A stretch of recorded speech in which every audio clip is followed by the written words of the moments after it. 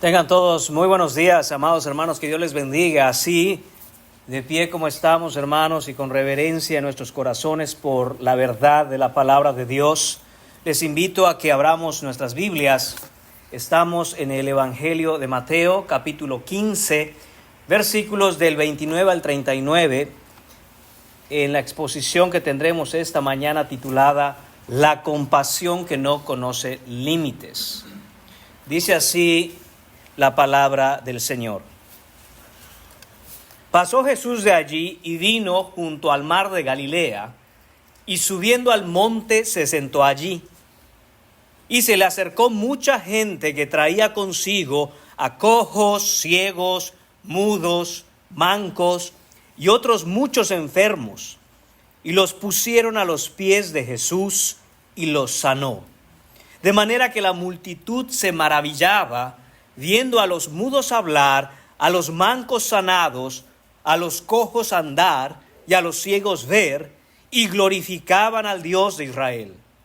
Y Jesús, llamando a sus discípulos, dijo: Tengo compasión de la gente, porque ya hace 3 días que están conmigo, y no tienen qué comer, y enviarlos en ayunas no quiero, no sea que desmayen en el camino. Entonces sus discípulos le dijeron: ¿De dónde tenemos nosotros tantos panes en el desierto para saciar a una multitud tan grande? Jesús les dijo: ¿Cuántos panes tenéis? Y ellos dijeron: 7, y unos pocos pececillos. Y mandó a la multitud que se recostase en tierra, y tomando los 7 panes y los peces, dio gracias, los partió y dio a sus discípulos, y los discípulos a la multitud. Y comieron todos y se saciaron, y recogieron lo que sobró de los pedazos, 7 canastas llenas. Y eran los que habían comido 4,000 hombres, sin contar las mujeres y los niños. Entonces, despedida la gente, entró en la barca y vino a la región de Magdala. Oremos, hermanos. Señor y Padre, damos gracias nuevamente, Señor. Nos dirigimos a ti, Señor bendito y Padre de la gloria. Nos dirigimos a ti, Señor, a través de tu Hijo Jesucristo. Nos dirigimos a ti en nombre de Él, por sus méritos, por su obra expiatoria en la cruz, porque Él derramó su sangre y nos ha reconciliado contigo, Señor.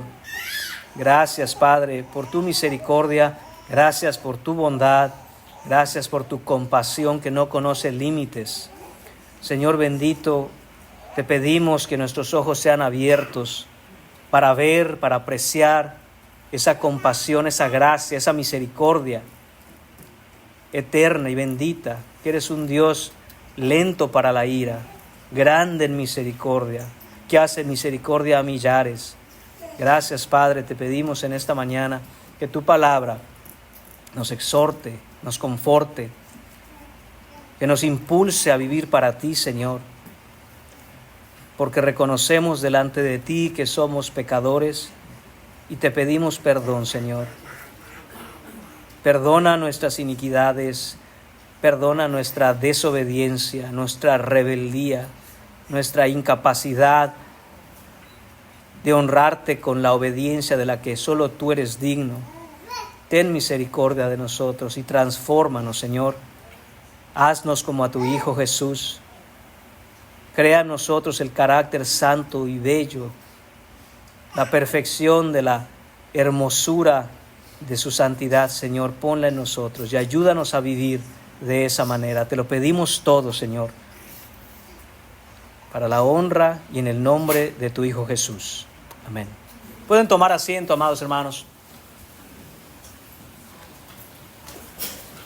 Estamos hoy, en esta mañana, en la alimentación de los 4,000. Hemos llegado a esta sección en el Evangelio de Mateo, y para los que están hoy con nosotros visitándonos, llevamos ya varios meses avanzando secuencialmente por el Evangelio de Mateo. Usted sabe, si es de casa, que vamos versículo a versículo exponiendo el texto. Y nos topamos hoy, hermanos, con un momento en el ministerio del Señor Jesús en donde no solo vemos su poder, sino que vemos la revelación del alcance de su misericordia. Este pasaje, hermanos míos, es uno de esos momentos en ese ministerio terrenal de Jesús en donde podemos ver con total claridad el alcance de esa misericordia del Señor Jesús. A simple vista, hermanos, este pasaje puede parecer una repetición. Estoy seguro que recordará la alimentación de los 5,000 por la cual pasamos hace 7 semanas.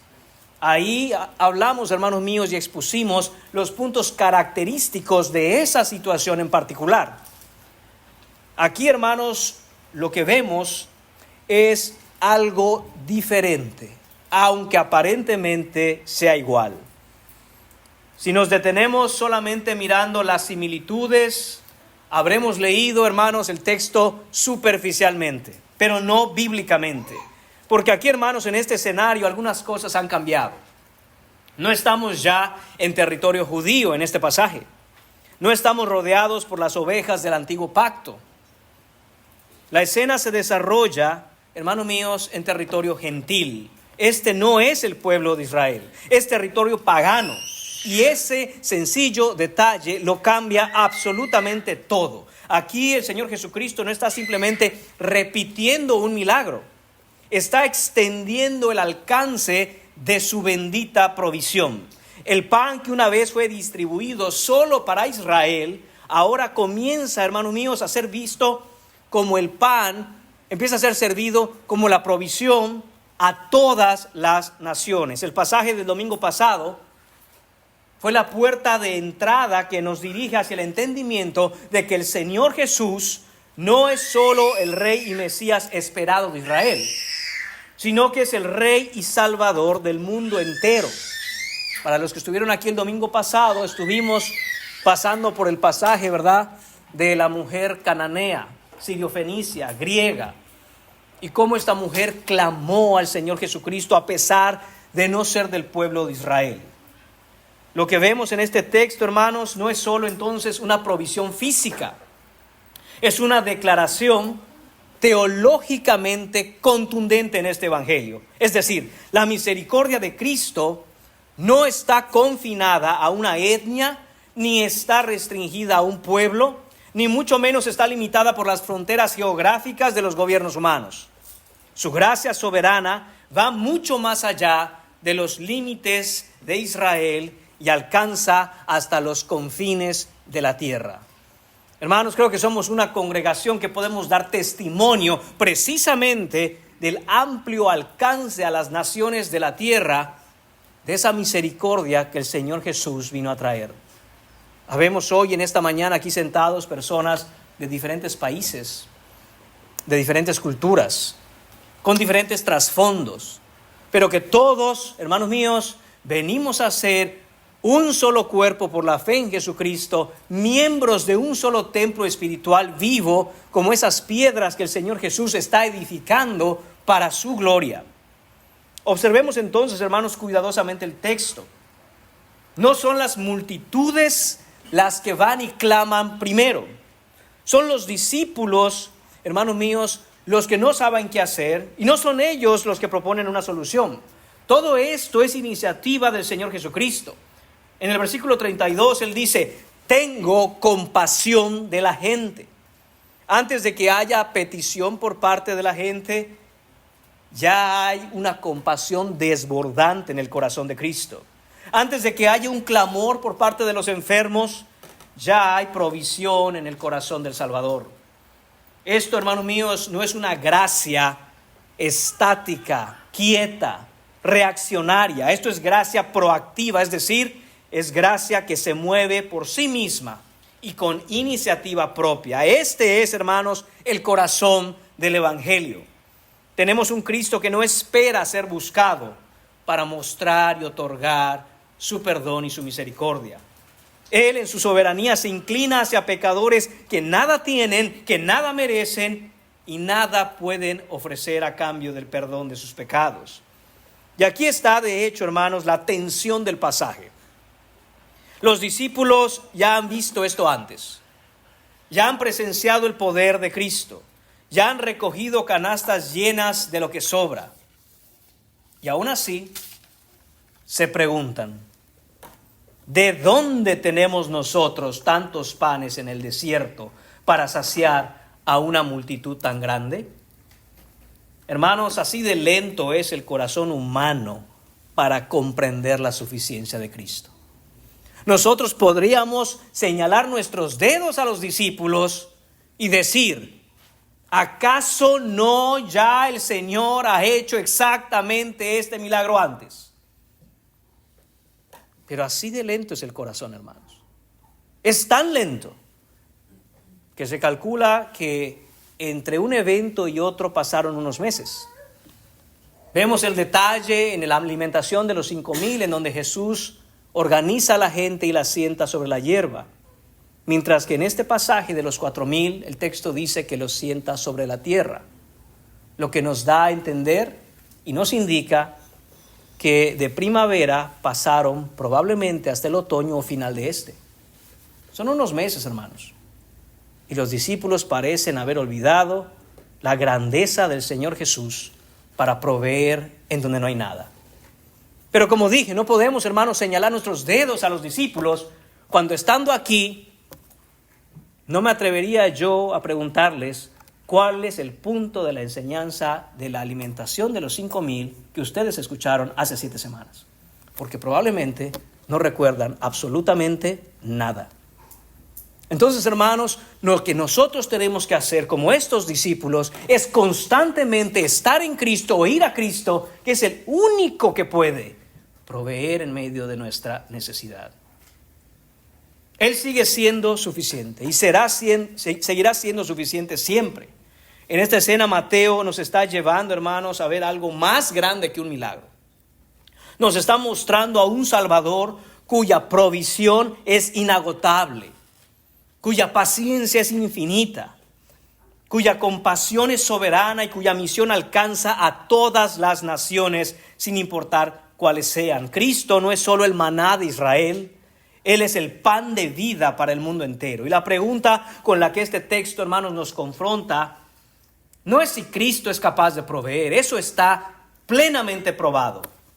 Es si nosotros realmente creemos que Él es suficiente. Hay 3 puntos de enseñanza en este pasaje esta mañana, hermanos. El primer punto es este: la presencia del Mesías que sana. Versículos 29 a 31. Punto número 2, la piedad del Mesías que provee. Versículos 32 a 36. Y el tercer punto de esta mañana lo tendremos en los versículos 37 a 39. Y el título es la plenitud del Mesías que sobreabunda. Así que tendremos, hermanos, la presencia, la piedad y la plenitud de un Cristo que lo llena todo. Comencemos entonces propiamente con la exposición del texto en esta mañana, hermanos, y tenemos punto número 1, la presencia del Mesías que sana, versículos 29 a 31. Dice así el versículo 29, pasó de allí y vino junto al mar de Galilea y subiendo al monte se sentó allí.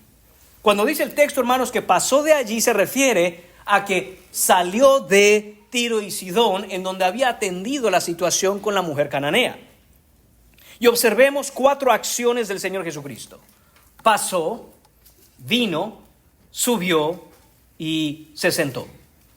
Los verbos pasó y vino, hermanos, marcan una llegada deliberada, intencional y soberana. Es decir, el Señor Jesús no aparece en esta área geográfica por accidente. No llega hasta aquí por casualidad. No es que se perdió en el camino, hermanos, y de pronto se encontró en esta área. Cada movimiento del Hijo de Dios está inscrito en el decreto eterno del Padre desde antes de la fundación del mundo.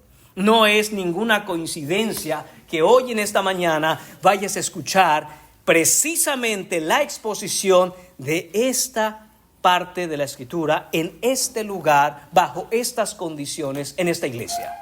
Todo ha sido dictaminado cuidadosamente, soberanamente por Dios el Padre desde antes de la fundación del mundo, así como todo lugar, todo destino y todo camino donde el Señor Jesucristo anduvo, estuvo deliberadamente determinado por el Dios el Padre desde antes de la fundación del mundo. Luego dice que el Señor Jesucristo subió al monte.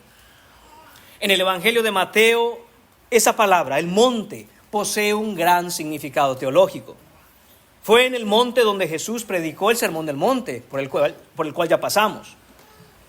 Ahí el Señor dio la ley de su pueblo. Él habló de las leyes que rigen su reino. Fue en el monte donde fue transfigurado en gloria delante de Pedro, Jacobo y Juan, por el cual aún no hemos pasado y está en el capítulo 17 de Mateo. Y será en el monte donde Él dé la gran comisión a sus discípulos al final de este evangelio, en Mateo capítulo 28. El monte en el Evangelio de Mateo es el lugar, hermanos, de la revelación divina. Es el punto donde el cielo toca la tierra en la persona del Hijo de Dios, Jesucristo, Rey de gloria encarnado. Y entonces dice que se sienta. Recordemos que esta, hermanos míos, es la postura del rabino que enseña. Hoy en nuestra cultura, en la modernidad en la que vivimos, el maestro se pone de pie ante los estudiantes que están sentados.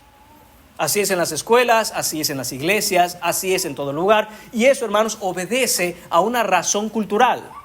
Pero lo que vemos aquí en el tiempo de Jesús era justo lo opuesto. Recordemos de nuevo que el maestro, el rabino, el rabí, era el que se sentaba cuando iba a dar instrucción, mientras los discípulos se acercaban de pie a escuchar lo que él tenía que decir. Esto es lo que está sucediendo aquí. Jesús no está de pie ansiosamente, no está corriendo de un lado a otro. El Rey del universo se sienta en su monte con la serenidad absoluta de quien posee toda autoridad en los cielos y en la tierra. Esto es lo que escribe el teólogo Juan Calvino con respecto a este texto. En todos los movimientos de Cristo hay una majestad oculta que anuncia que su venida no es la de un mero maestro, sino la del Señor del universo, que se ha dignado descender al nivel de sus criaturas y se sienta como rey. Esto es lo que estamos viendo aquí, hermanos. No es un hombre cualquiera que vino y cansado se sentó en el monte. Es el Dios del universo encarnado que vino y toma su lugar como en un trono, por cuanto Él tiene la tierra completa por estrado de sus pies. Esta es la grandeza y majestad del Señor Jesucristo. Este es el Jesucristo al que nosotros adoramos. Este es el Jesucristo que es Rey de gloria. No nos dejemos llevar, hermanos, probablemente por la imagen del Jesús moderno, en donde es un alegre carpintero dulce y sabio. No, hermanos, Él es el Rey de gloria, que lo gobierna todo desde el trono de gracia en el cielo. Y está aquí, hermanos, por iniciativa soberana, alcanzando y salvando a todos los que en Él creen por fe. Dice el versículo 30, y se le acercó entonces mucha gente que traía consigo a cojos, ciegos, mudos, mancos y muchos otros enfermos, y los pusieron a los pies de Jesús y los sanó. Vemos, hermanos, 4 diferentes categorías de sufrimiento enumeradas aquí. Y estas 4 categorías son representativas de la totalidad de la miseria humana. Esto producido, por supuesto, por la caída, por la introducción del pecado en el mundo. Vemos cojos, hermanos, aquellos cuya capacidad de avanzar en la vida ha sido destruida. Vemos ciegos, aquellos cuya capacidad de ver la realidad ha sido apagada. Vemos mudos, aquellos cuya capacidad de hablar, de comunicarse, de expresar su necesidad, de ser escuchados, ha sido silenciada. Y vemos mancos, aquellos cuya capacidad de trabajar, de servir, de elaborar, de construir, les ha sido amputada. Pero no solo eso, hermanos, también añade Mateo, y muchos otros enfermos. Es como si dijera, no importa cuál sea la miseria específica de tu realidad, todos están en necesidad de acercarse a Cristo Jesús. Y debemos entender, hermanos, desde ya, que estas condiciones físicas de enfermedad que tenían estas personas son solo la flecha que apunta a aquellas necesidades espirituales que todo ser humano tiene. Podemos decir, sin temor a equivocarnos, que hay muchos cojos aquí, espiritualmente hablando, que son incapaces de caminar por los caminos rectos del Señor. Hay muchos ciegos aquí, incapaces de ver la gloria de Dios en la faz de Jesucristo, que no pueden distinguir lo que es correcto de lo que no lo es, que son incapaces de ver en medio de la oscuridad de su pecado. Hay mudos que son incapaces de clamar al Señor por misericordia para obtener salvación. Y hay mancos que no pueden trabajar, que no saben cómo construir, que no saben cómo hacerse partícipes en la gloriosa obra del Señor, de la cual Él nos llama a poner las manos en acción. Y muchos otros enfermos, dice Mateo, y muchos otros enfermos así también espiritualmente. Pero observen la acción central de este versículo, hermanos. Dice que a todos estos enfermos los pusieron a los pies de Jesús. No los llevan, hermanos, a los pies de un médico. No los llevan a los pies de un rabino, o de un gobernador, o de un terapeuta, o de un psicólogo, o de un amigo que le dé un buen consejo. No, hermanos, los llevan a los pies de Jesús, el lugar más humilde de la anatomía del Rey de Gloria, a sus pies. Ese es el punto de encuentro, el punto de contacto de la divinidad con el polvo caído de este mundo en miseria. Y sin embargo, hermanos, ese lugar humilde, ese lugar tan bajo como son los pies de Jesús, resulta ser el lugar más transformador del universo. No hay otro lugar en donde vayas a ser transformado a una vida nueva si no es a los pies de Jesucristo. No hay otro lugar. Es posible que usted tenga acceso a los mejores especialistas del mundo para tratar de remediar algún mal que tenga. Es posible que usted posea los medios económicos para ir a los hospitales con la tecnología más avanzada. Es posible, hermanos míos, que usted tenga los recursos para adquirir sofisticadas técnicas de terapia para tratar de apaciguar los males que le acongojan, que le afligen. Pero ninguna tecnología puede hacer lo que vemos aquí. Jesús hace esto, dice el versículo 30. Los sanó. No dice, hermanos míos, que habló con ellos, que les dio un buen consejo, que los animó. Simple y sencillamente, hermanos míos, como si esto fuera cosa de todos los días para Él, ante la multitud de personas que iban delante de Él a postrarse a sus pies, Él los sanaba uno por uno. Y no pensemos, hermanos, que esta gente hacía una fila para tomar turno y era algo ordenado y organizado. No, hermanos, había desesperación en medio de la gente. Probablemente por años o décadas esta gente sufría de diversas enfermedades. Y ven a Jesús llegar a esta área, fuera de Tiro y Sidón, el área conocida como Decápolis, a un territorio gentil. Y al verlo lo reconocen y todos unos empujan a otros, otros jalan a aquel. Quieren estar delante de Jesús, quieren llegar a postrarse ante sus pies. Y Jesús sana uno a uno a todos estos enfermos. No hay ningún médico ni ninguna terapia de ninguna clínica del mundo que pueda hacer lo que Cristo hizo ese día ahí en Decápolis. No hay ningún método, ningún protocolo, ningún medicamento. Solo la voluntad soberana del Hijo de Dios que toca la enfermedad y el enfermo queda sano. Hermanos, había mancos en este lugar.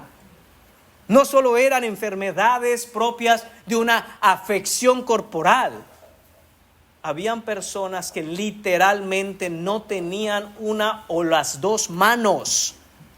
Y Jesús, ex nihilo, de la nada, con el mismo poder como creó las cosas al principio, les restauraba la mano que no tenían.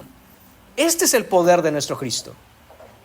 Versículo 31 dice, de manera que la multitud, la gente que estaba ahí amontonada, hermanos, se maravillaba viendo a los mudos hablar, a los mancos sanados, a los cojos andar y a los ciegos ver, y glorificaban al Dios de Israel. Esto es lo que hace Jesucristo con el alma que viene a postrarse a sus pies. No solo, hermanos míos, en este pasaje y en esta escena, Jesús está físicamente restaurando a los enfermos. De nuevo les recuerdo, esto apunta al tema espiritual. Todo aquel que viene, todo aquel que sea cojo, ciego, mudo, manco, espiritualmente hablando, es restaurado por Jesús. ¿Pero para qué? ¿Para qué está haciendo esta restauración el Señor Jesús? El texto nos lo dice claramente.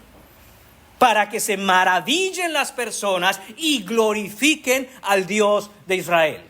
Hemos hablado de esto, hermanos, en otras ocasiones, pero no voy a perder la oportunidad para recordárselos. ¿Por qué oramos, hermanos míos, para que una persona enferma sane? ¿Por qué oramos, hermanos míos, cuando se nos comunica, se nos dice que alguien está con alguna aflicción médica, probablemente en el hospital? Hermanos, claro que queremos que esté sano. La pregunta que queremos hacernos siempre es esta: ¿por qué quieres estar sano? ¿Para seguir viviendo tu vida de la misma forma que siempre? ¿Para incluso continuar en la rebeldía de tu pecado, viviendo como se te dé la gana, como si Dios no hubiera llamado a su pueblo a vivir en una santa manera? No, hermanos, lo que queremos es que el Dios de Israel sea glorificado. ¿Qué significa que el Dios de Israel sea glorificado? Para entender qué significa que Dios sea glorificado, tenemos que entender qué es la gloria de Dios. Porque glorificar a Dios significa darle gloria. ¿Qué es la gloria de Dios? La gloria de Dios es la manifestación de sus atributos, su persona, su carácter. Es que el mundo entero sepa quién Él es por cómo nosotros le damos a conocer en este mundo. Ese asombro, hermanos, guiado por la gracia de Dios, se convierte en lo más grande que este mundo pueda ver. La gloria de Dios en la vida de los hombres. Es el fin siempre de todo milagro que hace Jesús a cada persona. La gloria del Señor Jesucristo. Cada sanidad es una firma de Dios que es fiel a sus promesas. ¿Y cuáles son esas promesas? Isaías 35, capítulos 5 y 6 nos dice: entonces los ojos de los ciegos serán abiertos y los oídos de los sordos se abrirán. Entonces el cojo saltará como un ciervo y cantará la lengua del mudo. Esto es lo que está cumpliendo el Señor Jesús en Decápolis este día en medio de esa gran multitud. Está, hermanos míos, cumpliendo una vez más una de las tantas profecías que Él vino, hermanos míos, a mostrarnos y que confirman que Él es el verdadero Rey de Gloria. Mateo construye esta escena específicamente para que hagamos esa conexión, para que veamos cómo Él, Jesucristo, es el Mesías prometido a Israel, pero ahora, hermanos, está haciendo todo esto en territorio gentil. Lo que está ocurriendo aquí no es solo un hombre compasivo sanando gente porque tiene algún tipo de poder. Esto es el cumplimiento literal y exacto de las profecías del Antiguo Testamento. Este es Dios irrumpiendo en la historia, en la persona de su Hijo, y haciendo exactamente lo que prometió. Y de nuevo, no podemos pasar por alto que esto está siendo llevado a cabo en territorio gentil, en territorio pagano. Si usted no está familiarizado con las palabras gentil o pagano, en aquel tiempo se hacía referencia a aquellos que no eran del Israel étnico, geográfico, del linaje de Abraham. Eran otras naciones. Y el judío de la época tenía la concepción de que ellos tenían privilegios sobre los demás a causa de ser el pueblo del pacto. Jesús viene y dice: el pueblo del pacto no es una etnia, no es una región geográfica, no es un lugar establecido por los confines de las fronteras gubernamentales de algún país. El pueblo del pacto, dice Jesús, es todo aquel que confía en Él para salvación. Nótese además, hermanos, que por eso está la expresión el Dios de Israel. Se hace la referencia aquí de que este Dios al que están glorificando y adorando es de hecho el Dios de Israel. la expresión que utilizaría alguien de afuera. Un judío jamás diría adorar al Dios de Israel, simplemente dice adorar a Dios. De hecho, ya habíamos visto en el Sermón del Monte que estaban en Jerusalén y la gente, al terminar el Sermón del Monte, dijo, y la gente glorificaba a Dios. No había necesidad de especificar al Dios de Israel, porque estaban en territorio judío. Hermanos, reflexionemos en esto. Si estas multitudes, muchas de ellas gentiles, que no conocían a Dios, glorificaron a ese Dios que no conocían, al Dios de Israel, por la sanidad física que recibieron, ¿cuánto más debemos glorificarlo nosotros que hemos recibido algo infinitamente mayor que una sanidad física? Hemos recibido, hermanos míos, la sanidad espiritual. Esto es lo que hemos recibido. ¿Tendremos por poco la obra milagrosa del Señor Jesús que ha restaurado nuestro espíritu? ¿O cómo vivimos, hermanos, sin poder ver más allá de nuestras narices en las cosas físicas que nos rodean? Hermanos, nadie está negando el hecho de que las necesidades, dolencias y aflicciones físicas son una realidad. Pero, hermanos, no son toda la realidad. Cuando vemos la realidad completa, cuando entendemos la realidad bíblica, nos damos cuenta que todas aquellas cosas que experimentamos en lo físico, aún las enfermedades, las carencias materiales, son solo la punta del iceberg. Son solo la evidencia de algo que es un problema mucho mayor. Y ese problema mucho mayor es lo espiritual. Jesús está demostrando, hermanos míos, que Él tiene capacidad, poder, voluntad, compasión para deshacerse de esa punta del iceberg, de esas evidencias físicas, porque puede remediar el problema desde su raíz, desde lo físico, desde lo espiritual.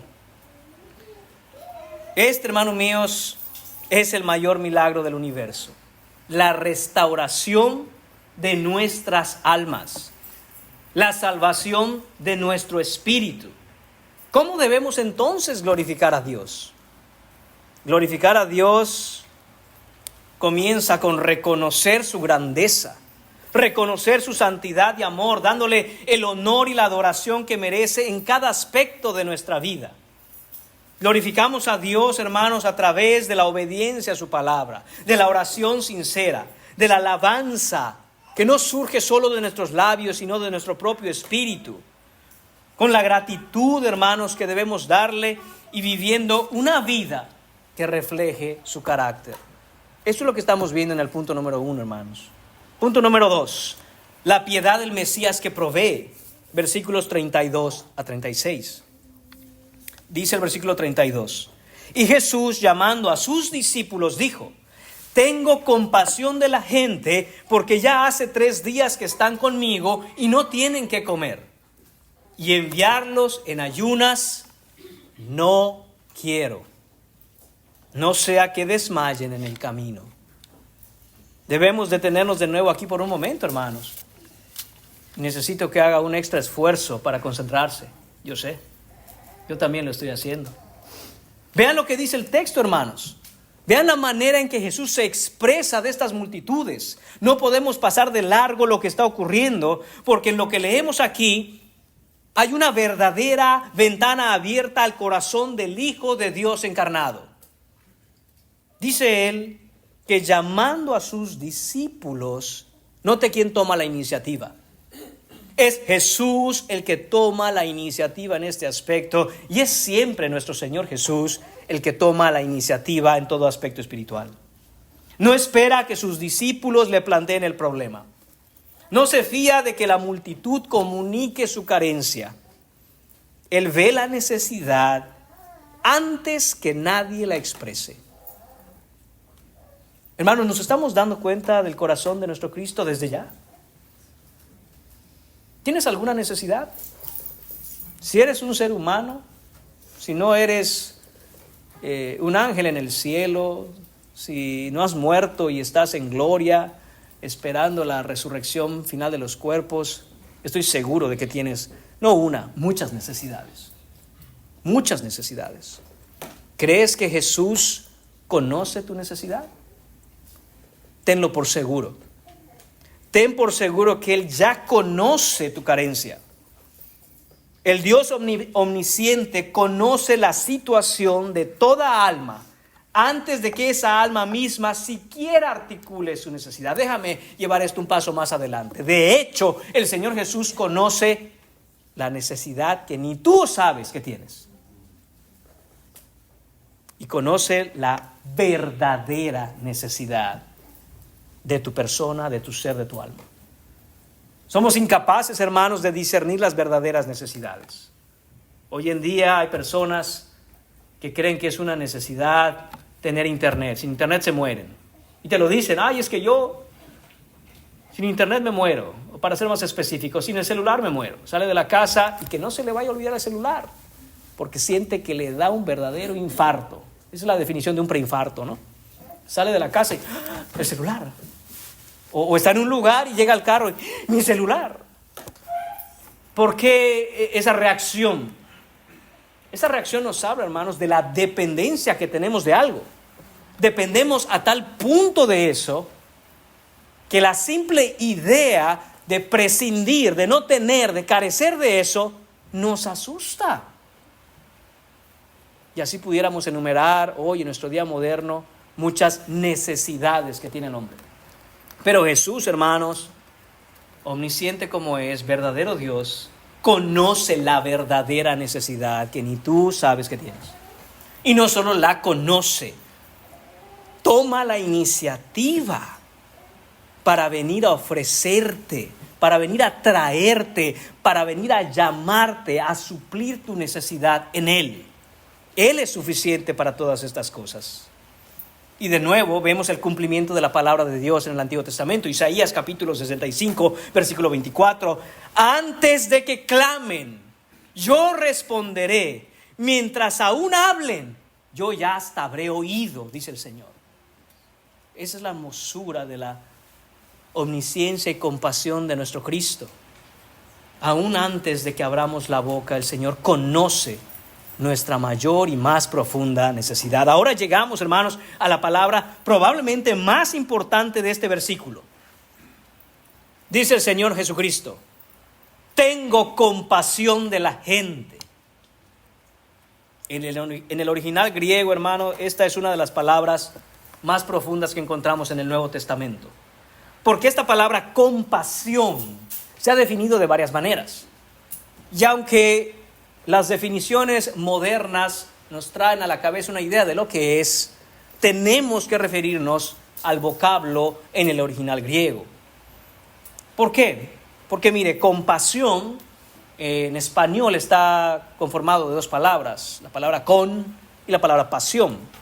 Lo que significa es tener el mismo sentimiento que otra persona en necesidad tiene. Es la idea, hermanos, de lo que hoy llamamos empatía. Soy empático con aquel que sufre. Y esa compasión me hace sentir la necesidad del otro. Sin embargo, hermanos, la palabra en griego va mucho más allá que eso. No estoy diciendo que no significa eso, estoy diciendo que significa eso y mucho más.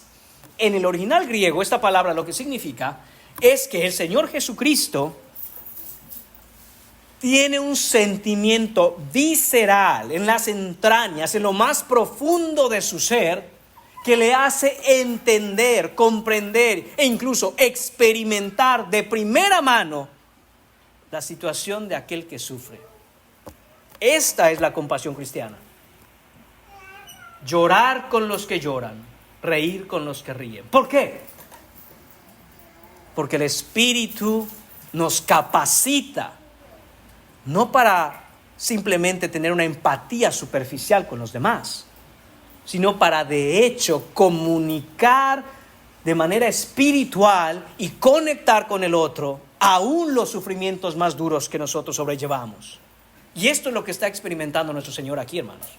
Esto es lo que está experimentando el Dios del universo encarnado.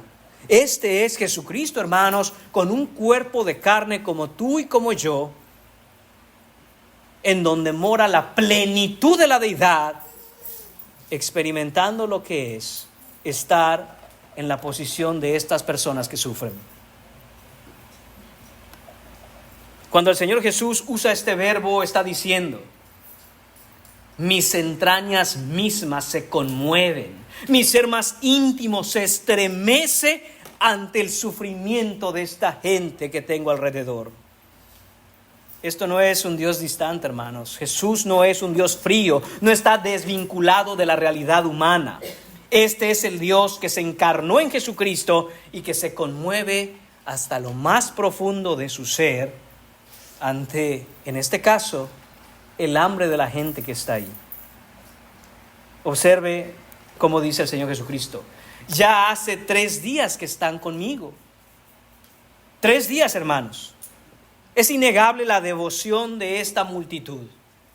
Es notable el hecho que por 3 días esta gente no ha querido separarse de Jesús, de escuchar su palabra, de escuchar su enseñanza, de conocerlo a Él, de convivir con Él, de estar en comunión con Él, de recibir la sanación de Él, de tenerlo cerca. 3 días, hermanos. Y esta gente no se quiere ir, al punto que está pasando y aguantando hambre, pero no quieren alejarse de Jesús. ¿Experimenta tu alma esto? O más bien, cuando hay que hacer algún deber cristiano, como pasar tiempo en la Escritura, estar en oración, venir al servicio o estar en un discipulado, uno está mirando el reloj porque ya me quiero ir. Hay que evaluarnos, hermanos, y hay que analizar si nuestra alma está encendida por Cristo como la multitud tiene el alma encendida por Él. 3 días. Y no se quieren apartar de Jesús y no quieren dejar ir a Jesús a ningún lado. Y esto no pasa desapercibido para el maestro.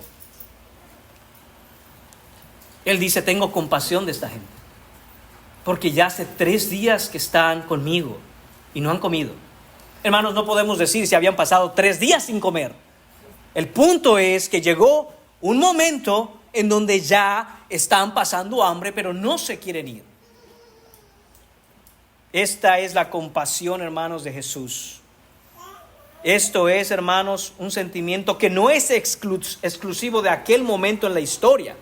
Este es nuestro Señor Jesucristo ayer, hoy y siempre. El escritor de Hebreos declara: Él es el mismo ayer, hoy y por los siglos. Hebreos capítulo 13, versículo 8. Dice además el versículo 33: entonces sus discípulos le dijeron: ¿de dónde tenemos nosotros tantos panes en el desierto para saciar a una multitud tan grande? Hermanos, esto es asombroso, verdaderamente asombroso. Estos mismos discípulos estaban presentes cuando Jesús alimentó a los 5,000 hombres. Lo vieron con sus propios ojos. Con sus propias manos recogieron estos discípulos al final de la alimentación de los 5,000, 12 canastas llenas de pedazos sobrantes. ¿Y qué pasa ahora?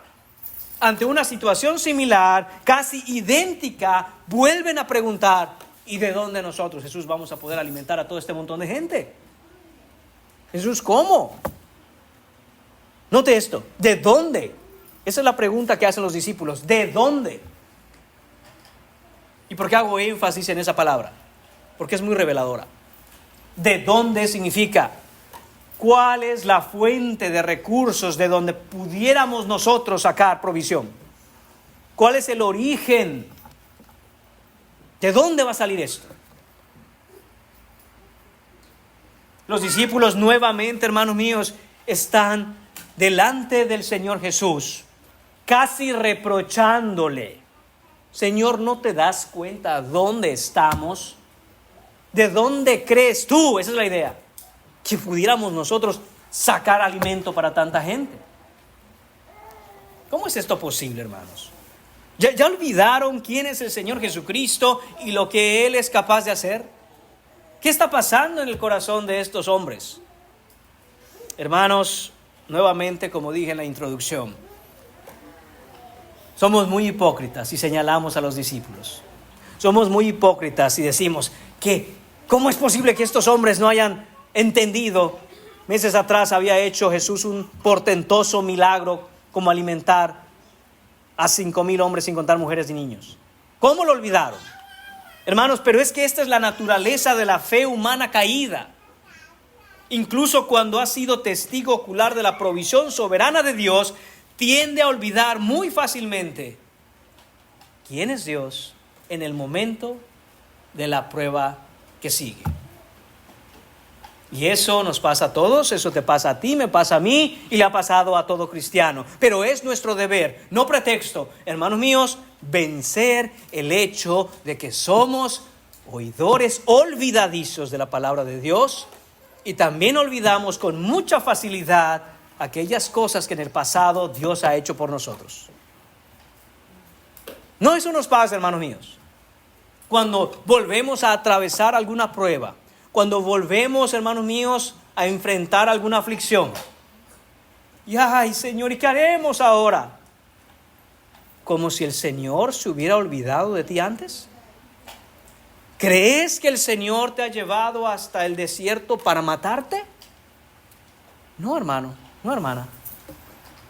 Si el Señor ha sacado a su pueblo, librándolo de la esclavitud, y lo ha metido a caminar por el desierto, no es para dejarlos morir, es para manifestar la gloria de su poder, es para que Él sea glorificado en las naciones, y lo más importante, es para que, obedeciendo y siguiendo a nuestro Dios, Él nos meta a la tierra prometida.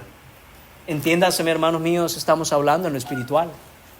Nos ha liberado el Señor de nuestro pecado, nos ha perdonado, y ahora nos dirige, ahora va delante nuestro. Ahora nos está llevando poco a poco por el camino que nos conduce hasta la salvación eterna. Hermanos, entonces, ¿cuál es el miedo? Entonces, hermanos, ¿cuál es la duda? Entonces, hermanos, ¿qué está pasando con nuestros corazones? ¿Por qué dudamos? Hermanos, recordemos también, como nos dice el autor de Hebreos en capítulo 4, que debemos, hermanos míos, ser muy cuidadosos, que no vaya a ser que en medio de nosotros brote una raíz de amargura que nos lleve a la incredulidad. Debemos ser muy cuidadosos con esto, porque el Señor Jesucristo, hermanos míos, lo que vamos a ver en un instante es que proveerá de nuevo para su pueblo, para que en esta segunda lección quizá los discípulos puedan entender y puedan interiorizar y puedan ahora vivir por el hecho de que Él es el Señor suficiente. No se trata, hermanos, de que estos discípulos tenían amnesia espiritual. Se trata de la incredulidad que aún en los verdaderos creyentes se adhiere. Trata de arrastrarnos a no creer en la suficiencia de nuestro Dios.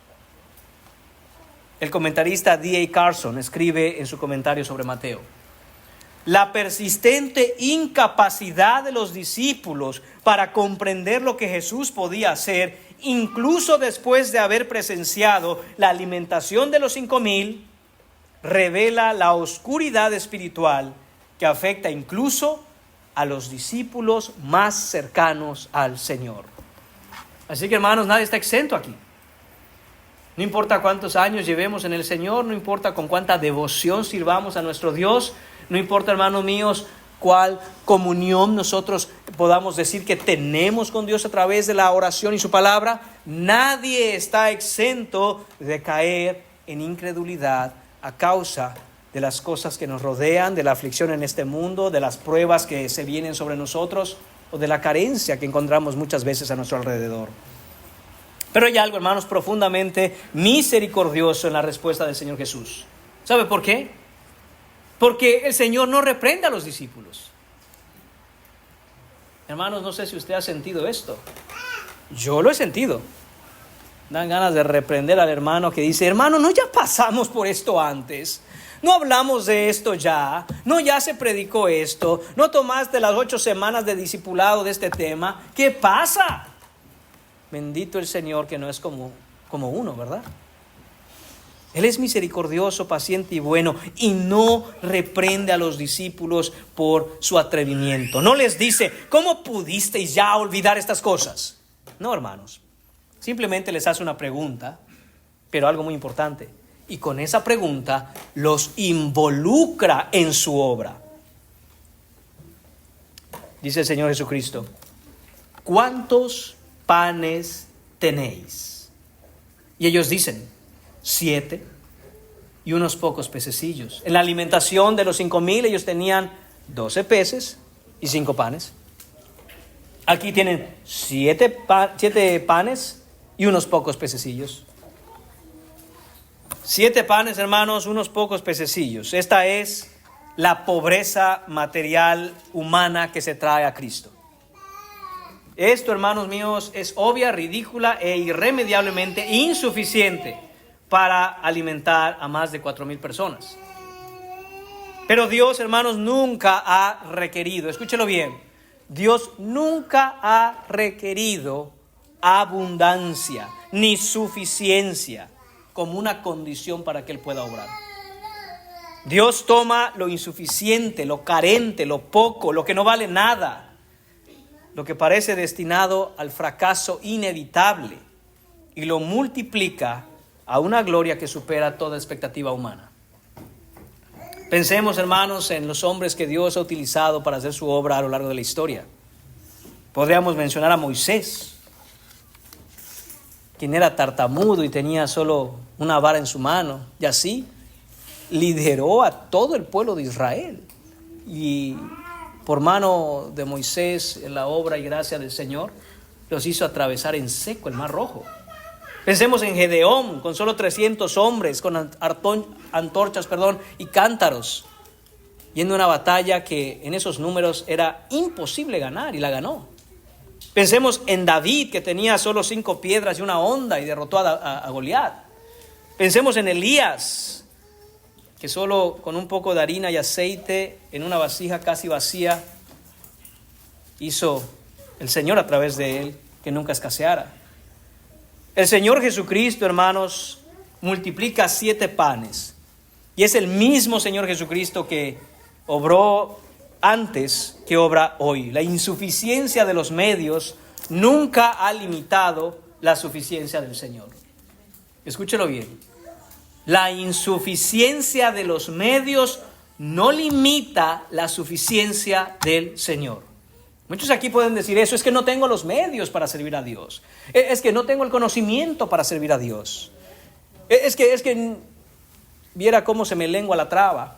No puedo ni compartir el evangelio con los demás. ¿Y qué? ¿Cuándo eso ha detenido a Dios? ¿O cuándo ha requerido Dios primero que usted presente una serie de logros para poder venir a Él y servirle? Nunca, hermanos. Versículo 35 dice, y mandó a la multitud que se recostase en tierra. Hemos visto ya esto en la alimentación de los 5,000 también. Orden, hermanos, orden antes de la bendición. El rey dispone el orden de las cosas antes de proveer para ellas. No hay caos en los métodos de Cristo, hermanos. No hay nada, hermanos míos, parecido a un desorden en las cosas que el Señor manda. Hay soberanía, hay orden, hay gobierno. El mismo Cristo que estableció los fundamentos de la tierra pone en orden a una multitud hambrienta antes de alimentarla. Y el versículo 36 dice, y tomando los 7 panes y los peces, dio gracias, partió y dio a sus discípulos, y los discípulos a la multitud. Vemos cómo aquí, desde la pregunta que hizo Jesús a los discípulos, los está involucrando. Y ahora, hermanos míos, es momento de actuar para ellos. 4 acciones que hace el Señor Jesucristo. Tomó, dio gracias, partió y dio. Cristo tomó pan insuficiente, le dio gracias al Padre, con ese poco que tenía, lo partió y lo hizo suficiente para todos, involucrando a sus discípulos a la obra. Nunca se queje, hermano. Yo sé que es difícil, yo me quejo. Pero note siempre que usted expone una queja. Cada que usted expresa una queja, analícelo. Esa queja surge del hecho de usted pensar que está en una carencia que cree tener derecho a tener. Todo viene del hecho de sentir que carezco de algo, puede ser material, puede ser relacional, puede ser físico, puede ser de salud, pero esa queja viene por el hecho de sentir que carecemos de algo que entendemos, que sentimos, que pensamos que tenemos derecho a poseer. Y entonces nos quejamos. Hermanos, nos quejamos por todo. Cosas banales y viene la queja. ¡Ay, qué calor hace! Ok, viene el frío. ¡Ay, qué frío tan horrible! Qué agradable está el tiempo hoy. ¡Ay, pero hace mucho viento! O sea, siempre va una queja, hermanos. Y si esto lo hacemos en cosas tan banales y superficiales como el clima, les recuerdo que estamos en Luisiana. ¿Qué cosas no hay en nuestra alma por las cuales, hermanos, constantemente queremos expresar queja, queja, queja? ¿Qué es lo que nos enseña el texto con respecto a lo que Jesús hizo cuando vienen estos hombres, ya que hay siete panes y unos cuantos pececillos? Los tomó, escuche bien, dio gracias al Padre. ¿Quién daría gracias, hermanos, por esos cuantos panes y peces ahí, cuando hay más de 4,000 personas a quien alimentar? No, el Señor dio gracias. En lo poco, en la ausencia, en la insuficiencia, aún en la carencia, siempre nuestra alma, nuestro corazón debe estar listo para ser agradecido con Dios, tener gratitud ante lo que Él ha hecho. Y yo sé, hermanos, es difícil, no estoy diciendo que es fácil, pero no surge de nosotros de manera natural. Tenemos que llevar nuestro corazón a la comunión con Cristo para que aprendamos de Él, que es manso y humilde de corazón.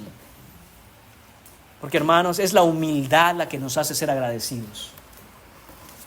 Repito, cuando creemos que somos merecedores de algo que no nos corresponde, es cuando nuestro corazón se enaltece y se queja cuando ve que no tiene lo que dice o piensa que debe tener.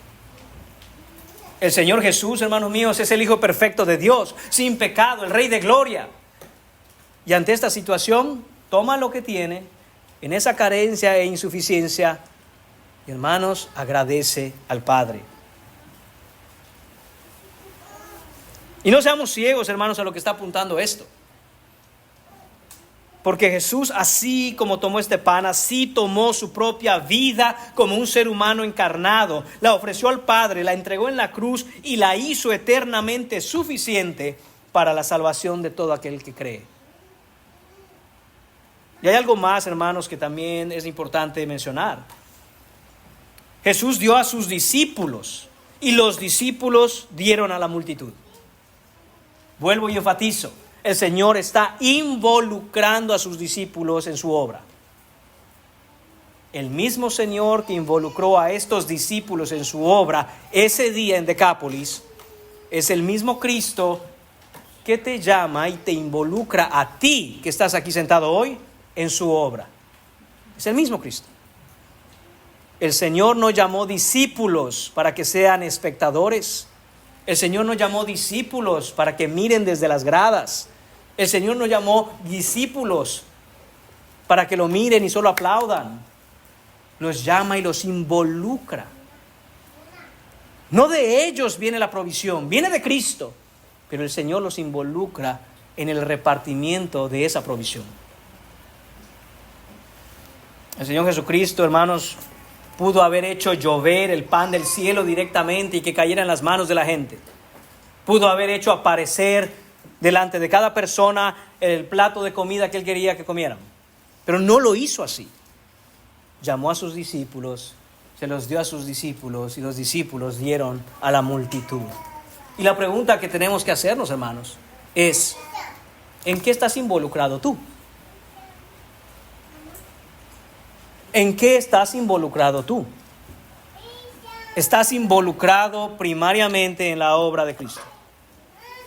Y eso de primariamente, hermanos, lo uso por extender gracia, a decir verdad. Debo haber dicho, ¿estás tú involucrado primaria y exclusivamente en la obra del Señor Jesucristo? Porque esa, déjame decirte, si olvidas cualquier cosa de este sermón, no olvides esto. Esa es la razón por la cual tú fuiste creado. La gloria del Señor Jesucristo. Nada más importa. Solo su gloria. Y para eso fuiste creado. No, es que la iglesia, yo no nací para esas cosas de iglesia y Biblia. ¿Que no naciste para esas cosas? Esa es la razón por la cual Dios te creó. No hay otra razón. Te creó para su gloria. Te creó para que pongas tus esfuerzos, tus energías, tus pasiones, tu amor, tus recursos, todo para avanzar su reino. Para eso es que te creó. Y entonces, ¿en qué estás involucrado? ¿En qué estás enseñando a tus hijos a estar involucrados? Checa tu horario, ve tu semana y mira qué cosas determinan tu vida. ¿Quién dice en tu agenda qué es que vas a hacer, cuándo lo vas a hacer, cuánto tiempo lo vas a hacer y cuánto vas a gastar? ¿Quién? Si no es la obra del Señor Jesucristo, hermanos, estamos involucrándonos en cosas que no tienen ningún peso en la eternidad. Ninguno. La obra y el avance del Señor Jesucristo, hermanos, conocida hoy en día como evangelismo, es esencial, crucial. Es la columna vertebral que debe mover al pueblo de Dios y a su iglesia. ¿Qué le estoy enseñando a mis hijos? ¿En qué estoy involucrando a aquellos que vienen detrás de mí, que son nuevos en la fe? ¿En qué los estoy involucrando? Porque hay muchos, en general voy a hablar en este instante, pero después me dedicaré a hablar específicamente de nuestra iglesia. Hay muchos cristianos alrededor del mundo, particularmente en Occidente, que se vuelven celebridades involucrando a los más pequeños en la fe en cosas que no deberían estar involucrados. No deberían. Pero porque fulana de tal que lo vi en no sé qué podcast, que porque fulano de tal que dijo en TikTok que no sé qué, pues si él lo hace, yo también. No te llamó el Señor Jesucristo a seguir a ningún TikToker. No te llamó el Señor Jesucristo a seguir ningún ministerio. Te llamó a seguirlo a Él. A Él es al que hay que mirar y ver en qué se involucra Él. En eso me quiero involucrar yo. Pero no solo esa reprensión, hermanos, o exhortación viene para aquellos que se están involucrando, sino que en qué estás tú involucrando a los demás. ¿En qué estás tú que tienes probablemente influencia por tus años de cristiano? Que tienes probablemente más conocimiento bíblico que aquel que viene pequeño y te mira a ti hacer ciertas cosas que son banalidad, que es pérdida de tiempo, recursos, dinero, esfuerzo. Y dicen, pero como el hermano tal lo hace, yo lo voy a hacer también. Te repito, nadie te llamó. El Señor Jesucristo no te llamó a seguir a ningún hermano de tu iglesia, ni a tu pastor, ni a ningún predicador. Te mandó a seguir a Jesucristo. Más vale que veamos en su palabra qué es lo que Él quiere que nosotros hagamos, porque es que Él quiere que nosotros vivamos y sirvamos con un corazón alegre a lo que Él ha dicho. Que el hermano fulano es más grande que yo y hace esto.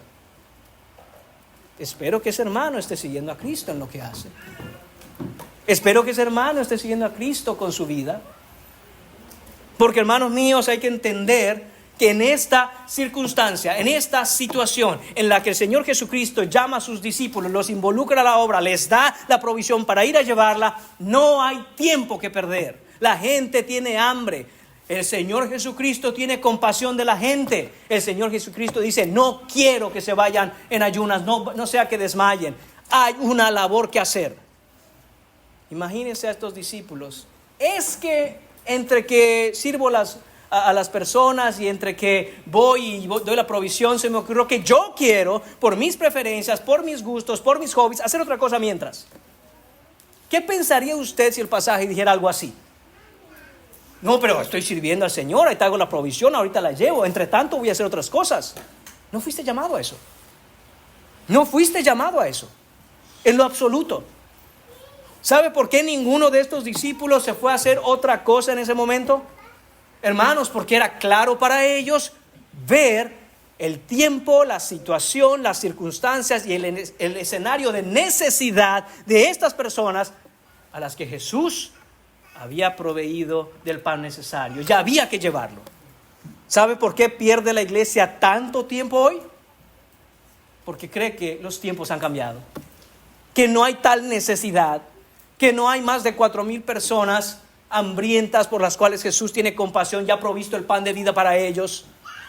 Y por lo tanto, tengo una vida, Señor, y tú me vas a entender. Estos son mis planes, esto es lo que quiero hacer. Cuando tenga tiempo te sirvo. Que esa gente aguante hambre. Y esta hambre es espiritual. Y lo que hay que llevar es la provisión del pan de vida, el evangelio, para que ellos sean salvos. Pero no, tengo muchas otras cosas que hacer. ¿Cómo qué? Dime, ¿algo muy importante? Sí, necesito pasar 3 horas en el salón de belleza a arreglarme el pelo. ¿Es en serio? ¿Es en serio? Y no solo eso, sino que luego llamo a otras personas y las involucro a perder el tiempo conmigo. ¿Es en serio? No entendemos el tiempo que vivimos. Y hermanos, y no me refiero al tiempo de esta temporada, este par de meses o estos años. Hablo, hermanos míos, de la generación que nos ha tocado vivir. Hay gran necesidad espiritual y no son 4,000 personas. Son miles y miles de millones de personas que se están perdiendo, que van camino al infierno, pero la provisión no llega, porque los discípulos dijeron, tengo cosas más importantes que hacer. Tengo otros compromisos que tengo que cumplir primero. Y enseño a mis hijos a que tengan esos compromisos también. Te repito, hermano, evalúa si la palabra de Dios es la que rige tu vida, porque somos, hermanos, me incluyo en todo esto, porque somos muy hábiles y nuestro corazón muy engañoso para torcer la Escritura y permitirme vivir en el tiempo que me ha tocado vivir una vida que el Señor dice, estás perdiendo el tiempo. Si creemos en esto, hermanos, y si creemos que las almas se pierden porque la provisión no ha llegado, y creemos que el Señor provee para toda alma, y nosotros somos los encargados de ir y distribuir todo esto, una de dos cosas debe estar pasando en nuestra vida. O estamos activamente sirviendo, o estamos activamente preparándonos para volver a servir. Sí es cierto, hermanos, necesitamos descanso de vez en cuando. Por supuesto. Pero no un descanso vano, sino un descanso que produzca de hecho las energías para poder ir de nuevo al campo a servir. ¿Cómo estamos en estas cosas, hermanos? No es el tiempo de involucrarnos en banalidades. Y nunca lo será mientras el reino de Cristo no haya sido consumado en su totalidad en esta tierra. Y ahora, hermanos, como les dije, hablemos de nuestra iglesia, porque he hablado de la iglesia en general. Ay, hermano, yo pensé que hablaba de mí. No, estoy hablando en general de la iglesia. Esto es lo que pasa en la iglesia general en el occidente. Ahora la pregunta es para ustedes, hermanos, de Iglesia Bautista Trinidad. ¿Cómo estás tú? ¿Cómo estás tú? Es verdaderamente, hermanos, asombroso ver cómo los atletas, los deportistas que ganan medallas olímpicas o son campeones en su disciplina, se preparan para ganar esas medallas. Y eso es lo que el apóstol Pablo ya ha dicho en la Escritura, que ellos se preparan para ganar una corona corruptible. Y usted mire cómo se prepara esa gente. Tienen una dieta estricta, tienen una agenda y un horario absolutamente detallado. Horas de sueño, qué hacen, qué no hacen, qué comen, qué no comen, horas de entrenamiento, todo. Y en la mayoría de los casos, esta gente que es altamente competitiva y lleva medallas en su deporte a sus países, empiezan desde muy chiquitos. No es que a los 30 y tantos años el hombre empezó a correr para ver si gana medalla en los 100 metros planos. No, hermano, desde chicos. Y si ellos, ese es el argumento de Pablo en 1 Corintios, y si ellos lo hacen por una corona corruptible, ¿cómo debiéramos nosotros disciplinarnos para la piedad para ganar la corona que es incorruptible. Y dice el apóstol Pablo, corra la carrera de manera que la gane. No es tiempo, hermanos, para estar haciendo cualquier cosa. Cuánto peso, cuánta dignidad y cuánta responsabilidad es el servicio cristiano. No somos, hermanos, los autores de la provisión, pero somos los distribuidores de su provisión. Segundo de Corintios capítulo 5, versículos 18 a 20 dice, y todo esto, todo lo que ha hablado Pablo con respecto a la salvación en Cristo Jesús, dice, todo esto proviene de Dios, quien nos reconcilió consigo mismo por Cristo y nos dio el ministerio de la reconciliación. Nos dio el ministerio de la reconciliación sobre la iglesia, sobre su iglesia, sobre nosotros, hermanos. El Señor Jesucristo puso este ministerio para que el hombre pueda reconciliarse a través del evangelio con Cristo Jesús. Es nuestro el ministerio. Nadie más lo va a hacer. Una ONG no lo va a venir a hacer. Los gobiernos del mundo no lo van a venir a hacer. La ONU no lo va a venir a hacer. La Cruz Roja no lo va a hacer. Nadie lo va a hacer si no lo hace la iglesia. Es nuestro ministerio. Punto número 3, hermanos, y con esto cerramos el sermón. La plenitud del Mesías que sobreabunda. Versículo 37 a 39. Dice el versículo 37, y comieron todos y se saciaron y recogieron lo que sobró de los pedazos, 7 canastas llenas. 3 grandes verdades hay en estos versículos, hermanos. Primero, que comieron todos. Todos, hermanos, sin excepción. Esa es la superabundancia del Señor Jesucristo. Todos comieron sin excepción, nadie quedó sin ser atendido, nadie recibió una porción menor. Cristo alimentó a cada individuo en esa multitud con atención personal plena y suficiente. Esto es lo que hace el evangelio cuando nosotros lo llevamos y somos nosotros mismos, hermanos, incapaces de atender a esa multitud. Pero la suficiencia de Cristo, hermanos, la suficiencia de su palabra, el poder de lo que Él ha hablado y su Santo Espíritu es el que suple toda necesidad en el alma que cree. Segundo, dice que se saciaron. Eso significa estar completamente satisfecho, es ser lleno hasta la total saciedad.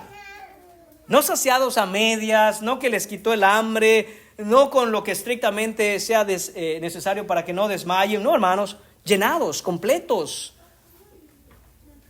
satisfechos plenamente. Tercero, recogieron 7 canastas llenas. No quedaron migajas dispersas, hermanos, nada se desperdició.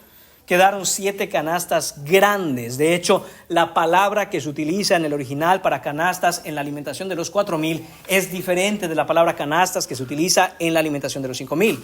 En la alimentación de los 5,000 es una palabra que se utilizaba entre los judíos y era una especie de canastilla pequeña que un hombre podía llevar consigo al trabajo.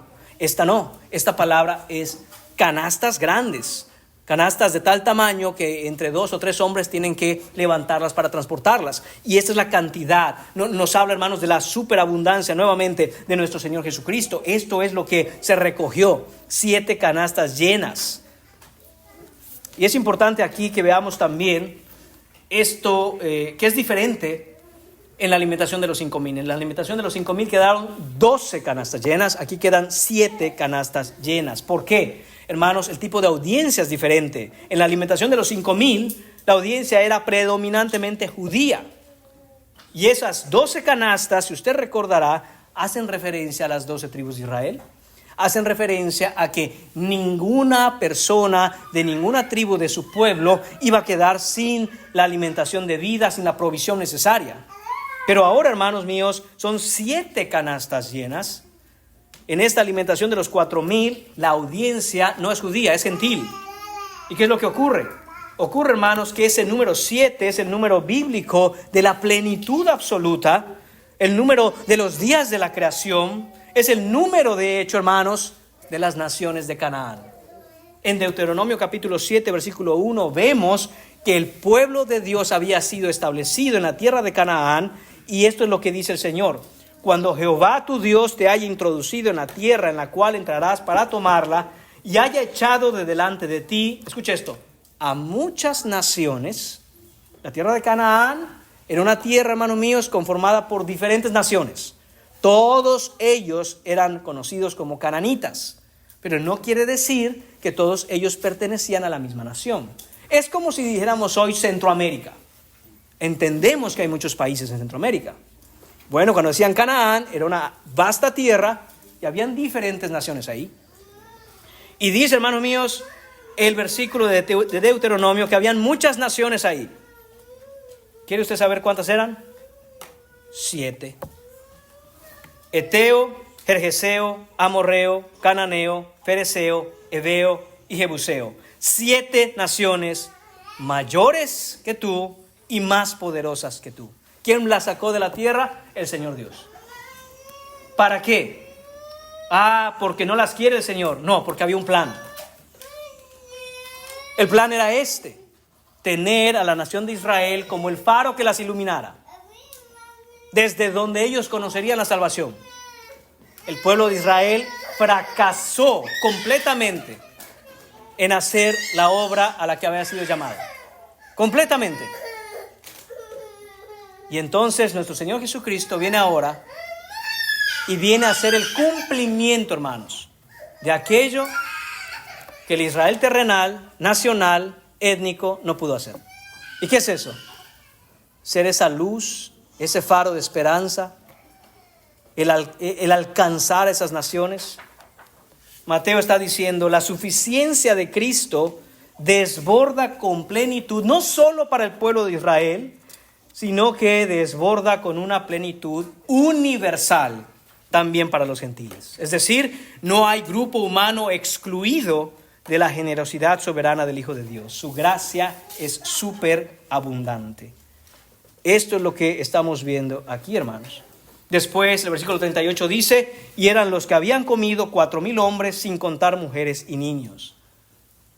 Toda esta gran multitud comió. No sabemos el número exacto, hermanos, pero eran muchas personas. Los cálculos indican que pudieron haber sido por lo menos unos 15,000 en total. Y esto apunta, hermanos míos, de nuevo a que las naciones gentiles también iban a ser alcanzadas por el Evangelio. Esto prefigura, esto nos muestra Mateo 28, versículo 19, que aún no había ocurrido en nuestra narración.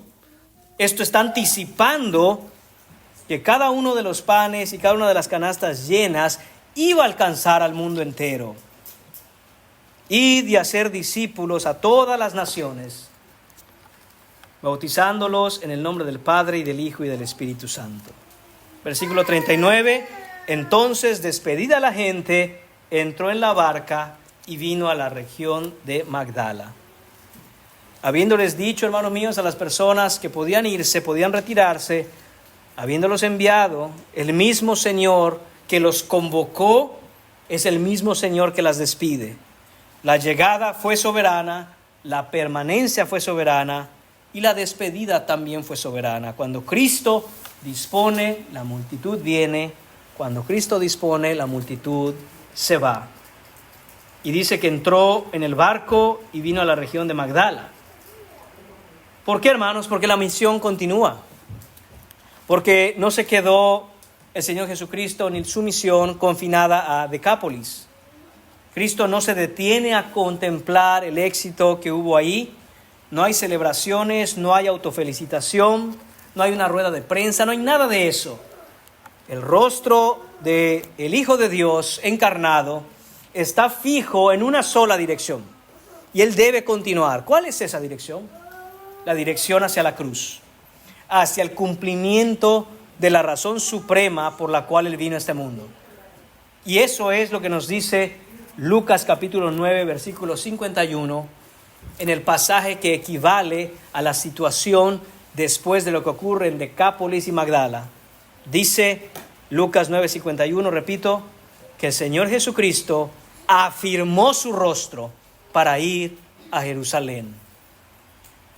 Entendamos esto, hermanos, como el entendimiento, el reconocimiento de nuestro Señor Jesucristo ante su cansado y amplio ministerio, reconociendo que no era momento de bajar la guardia, no era momento de bajar el ritmo, no era momento para desacelerar la obra a la que vino, sino que cobró valor, afirmó el rostro, se concentró en lo que vino a hacer y siguió hasta Jerusalén, porque sabía que ahí enfrentaría la cruz. Cada sanidad, cada milagro, cada acto de compasión que vemos en los evangelios es un acto de compasión que puede entenderse como un paso en ese camino que lo acerca a la cruz del Gólgota. El Cristo que sana y alimenta es el mismo Cristo que avanza infaliblemente hasta su muerte. Cada milagro es una flecha apuntando hacia la cruz, donde el sanador sería asesinado, donde el que da de comer a miles daría su propio cuerpo como el alimento eterno de todos los que creen. Permitámonos entonces, hermanos, cerrar con algunas preguntas. Esta mañana, hermanos, directamente debemos cuestionarnos algo que es imposible evadir. ¿Has traído tu miseria a los pies de Jesús? ¿Te das cuenta que espiritualmente todos estamos en necesidad de Él? No solo físicamente, que probablemente muchos dirán que sí están, pero espiritualmente estamos en una situación de necesidad grande y profunda. ¿Has traído tu cojera espiritual, tu ceguera espiritual, tu mudez espiritual, tu desgracia espiritual y la has puesto a los pies del Hijo de Dios? Porque lo que hizo Él en esa multitud a las orillas del mar de Galilea en el primer siglo, hermanos, es lo que Él hace por las almas que vienen hoy a Él y ponen a sus pies su condición de enfermedad. Hebreos capítulo 4, versículo 16 nos dice: acerquémonos pues confiadamente al trono de la gracia para alcanzar misericordia y hallar gracia para el oportuno socorro. Traducción, lenguaje moderno, hoy breve. Las puertas del cielo están abiertas para aquel que quiera entrar. ¿Quién está dispuesto a clamar y decir, yo quiero entrar? ¿Quién está dispuesto a decir, Señor, estoy en una tremenda necesidad espiritual?